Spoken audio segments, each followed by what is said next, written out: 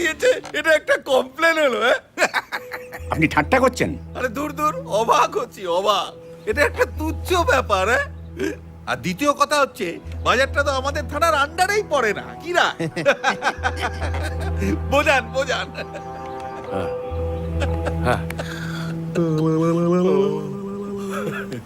কতবার বলবো ওই বাজার এলাকা আমার থানার আওতায় পড়ে না। এবার কি গলায় বোর্ড ঝুলিয়ে বেড়াবো? তো কাদের আওতায় পড়ে? ওই দুলানপুর। তো দুলানপুর থেকে তো বললে যে বাজার এলাকা তাদের আওতায় পড়ে না। তাও লাউডিয়া। লাউডে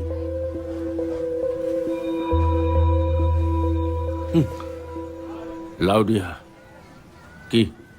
চল, বাজারে কাদার মধ্যে ফেলে আমার মুখে প্রস্রাব করে দিল। তা আপনার কি দরকার ছিল মশাই? হ্যাঁ, ওসব বড় বড় লেকচার মারতে যাওয়ার? আর তাছাড়া ওই বাজারটা আমাদের থানার আওতায় পড়ে না।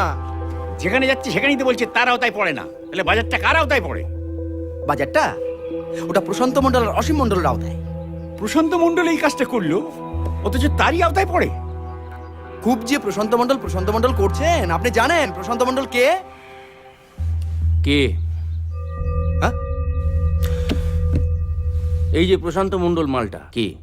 মনমোহন সিংহ না বিবেকানন্দ? এই যে আপনি খুব যে চাটান চাটান কথা বলছেন, একদম মেরুনা রুল ঢুকিয়ে দেবো।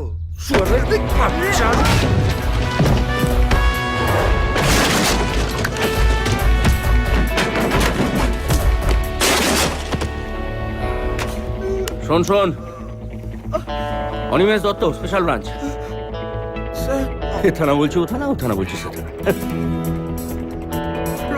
একটা কাজ করুন, টেবিল চেয়ারগুলো তুলে নিন, তুলে নিয়ে গিয়ে 3 থানার মাঝখানে গাছের তলায় গিয়ে পাতুন। কাল থেকে ওটা হবে থানা, এটা হবে বিউটি পার্লার, ফেসিয়াল, টাকিয়াল। গ্রামের দায়িত্বে থাকবো আমি, আমার দায়িত্বে 3 থানার অফিসার।